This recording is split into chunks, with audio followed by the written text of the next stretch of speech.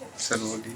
मैं doctor Umesh, Purvanchal super speciality hospital का director, और ये हमारी क्रिटिकल केयर की टीम, उसमें इंचार्ज विनीता और पंकज, अभिषेक और डॉक्टर चंदवली और डॉक्टर सुशील और ऋत्विज ओटी टेक्नीशियन।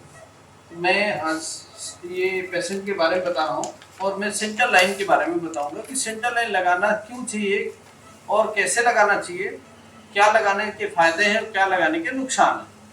तो ये पेशेंट जो है हाइपरटेंसिव ब्लीड था, जो जिसका कल ओटी किया गया है, जिसमें क्लाट उसका रिमूव किया गया और क्रेनेक्टोमी किया गया, जिसका काफ़ी बड़ा क्लाट है एक साइड का, लेफ्ट साइड की paralyse, upper limb lower limb दोनों पैरालाइज।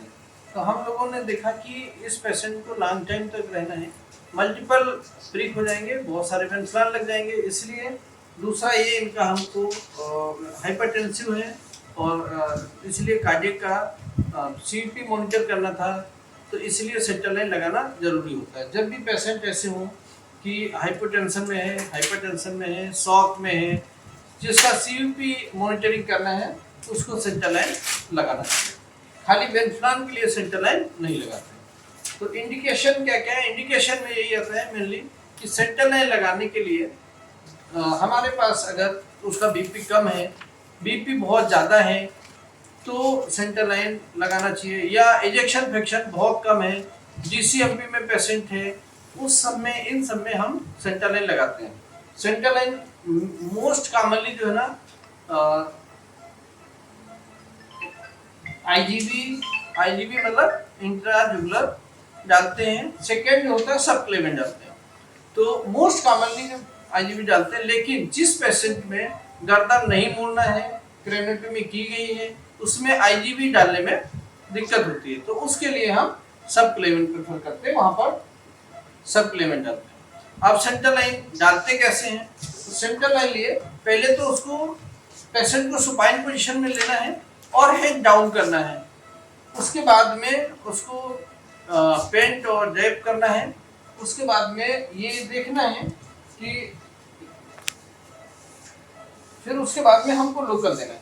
अब कहाँ पर डालना है सेंट्रल लाइन, किस जगह इंडिकेट करना है, पॉइंट क्या है प्रिक करने का, तो वो जो स्टर्नोमेटॉइड मसल्स है, उसका लेटरल पार्ट जहाँ से होता है वहाँ पर हमको प्रिक करना है, एक इंडिकेटर पॉइंट। दूसरा जो है, जो क्लेविकल है, वो जहाँ पर क्लेविकल रोटेट होती है 90 डिग्री का होता है और वो बाहर होता है, वहाँ जहाँ क्लेविकल ऊपर निकली हुई है वहाँ पर। तो दो चीजें हो गई। तीसरा हम देखते हैं सब क्लेविकल आर्टरी, सुप्रा क्लेविकल आर्टरी। तो सुप्रा क्लेविकल आर्टरी को पल्पेट करते हैं, तीनों पॉइंट जहाँ पर मिलते हैं बेस्ट है, वहाँ से हम प्रिक करते हैं।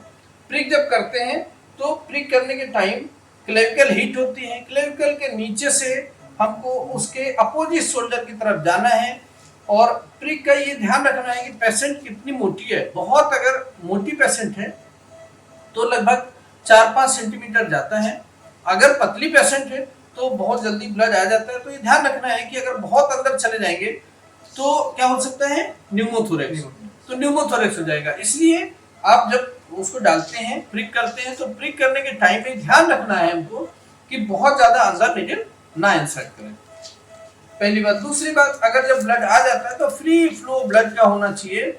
उसके बाद में फिर जब ब्लड आ गया, फ्री फ्लो हो गया, तो हम गाइड वायर डालते हैं।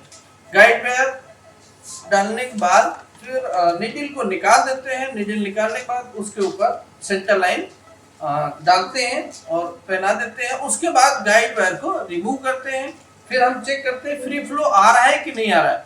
चेक करने के बाद अगर फ्लो अच्छा आ रहा है, ब्लड देखा, उसके बाद फ्लश करते हैं, फिर उसके बाद सीपी मॉनिटरिंग करते हैं। यही इसका पूरा प्रोसेस है। Thank you.